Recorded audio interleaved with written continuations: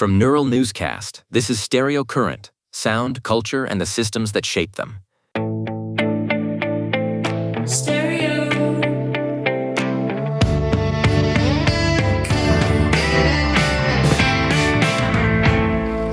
This is Stereo Current. It's April 26th, 2026, and the atmosphere in the downtown scene feels thick with legacy today. We are tracking 4 decades of grit and 30 years of absolute DIY dominance. We are also highlighting the verified disruptors and the analog purists. It is one of those weeks where the tech is undergoing a full audit while the tape is still spinning in vintage studios. Julian, I want to start with the soul of Cincinnati. The Afghan Whigs are officially reaching their Ruby year. That is 40 years of Greg Dulli's signature, beautifully bruised songwriting. It is an incredible milestone. They kicked off the Anniversary tour yesterday in Woodstock, and Greg is describing their new single, Duvateen, as the emotional heart of their upcoming 10th album. It has that expansive, self-reflective quality he does better than anyone. Julian, he mentioned that Duvateen is about becoming what you feel and walking that color wheel. He has always been such a magnetic, cinematic writer. He even admitted he is still writing songs exactly the way he did in '86, just with a much better recording device in his pocket. That is the beauty of it. The Whigs have that high-velocity history from the 90s, but this second act, ever since Due to the Beast, feels so earned. And speaking of earned legacies, we have to talk about Bloomington. Secretly Canadian is turning 30. It is wild to realize they started in a basement and now serve as the umbrella for Jag-Jaguar and Dead Oceans. They just announced a 3-night series for August called What Comes After the Blues. The lineup is a heartbreaker in the best way possible. Members of Magnolia Electric Company are performing with Will Johnson on vocals. It is a beautiful tribute to Jason Molina's spirit, which still defines that label's DNA. Exactly. And having Sharon Van Etten and Kevin Morby on the bill at the Buskirk Chumley shows how Secretly has stayed essential without losing that Bloomington DIY soul. Sloan, while we are talking about essential voices, I have been spinning the new track from SexyTadhg. The slag of Carlowtown is this fierce collision of traditional Irish fiddle and distorted guitars. It is brilliant, Julian. She's taking these museum piece sounds and lighting them on fire. She mentioned that every time she played the fiddle during her tour with the Merry Wallopers, the audience just ignited. It is queer culture meeting heritage in a very joyous punk way. It feels like a space where Irish identity is really expanding. She's rapping about Megan Thee Stallion and Chapel Roan while the fiddle dances through the mix. It's definitely not a museum piece.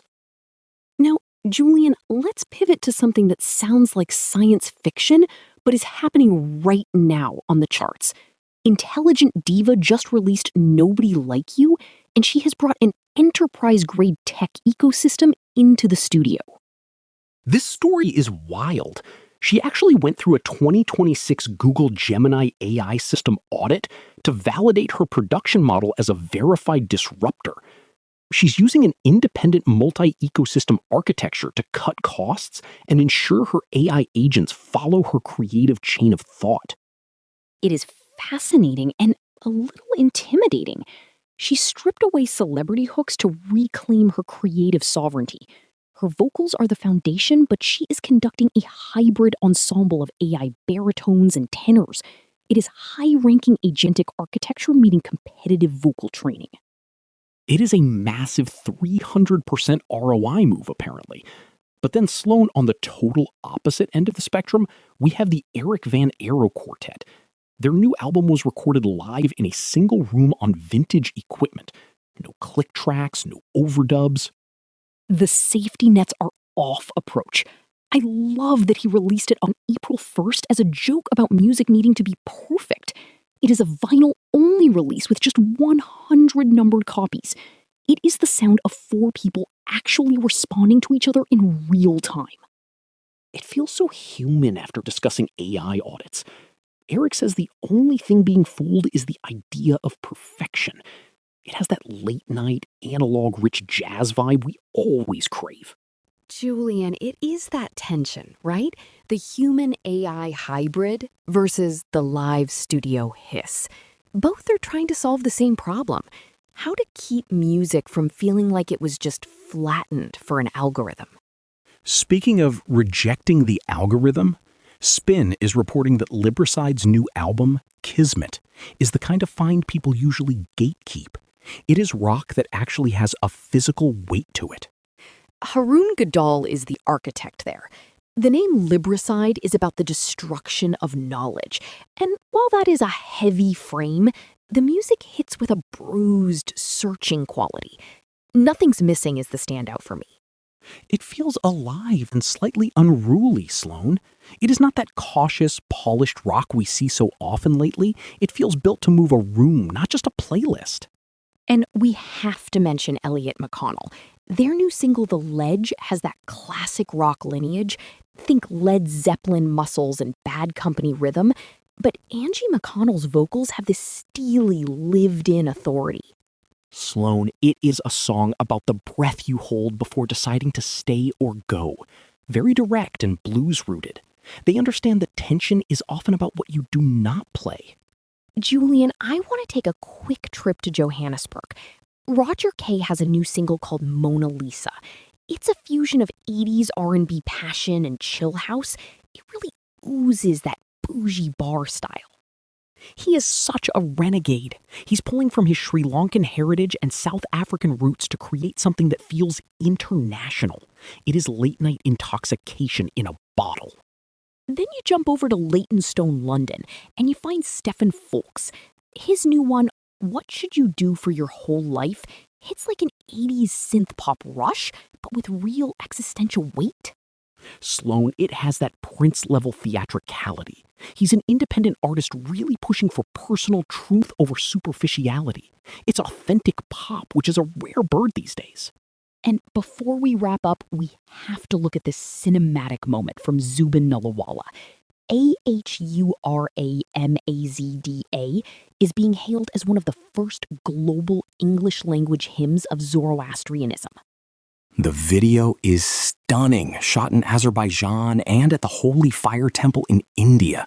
It has already hit 250,000 views since Navroz.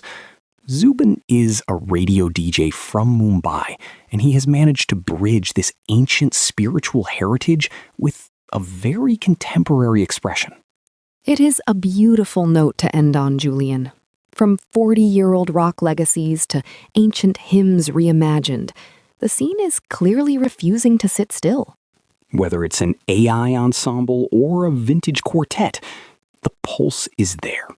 You just have to know where to listen. It is that time again. We are diving into 10 essential listens to anchor your week. First up, we have the Afghan Whigs with Duvateen. It is a cornerstone of their Ruby Year celebration, bringing that classic Greg Dulli soul rock grit as the band marks 4 decades. Next is a heavy hitter from Magnolia Electric Company called Farewell Transmission. This is a necessary return to the Jason Molina masterpiece as Secretly Canadian celebrates its 30th anniversary. I am also really feeling SexyTadhg and the slag of Carlowtown. It is an explosive collision of Irish traditional roots and modern punk energy.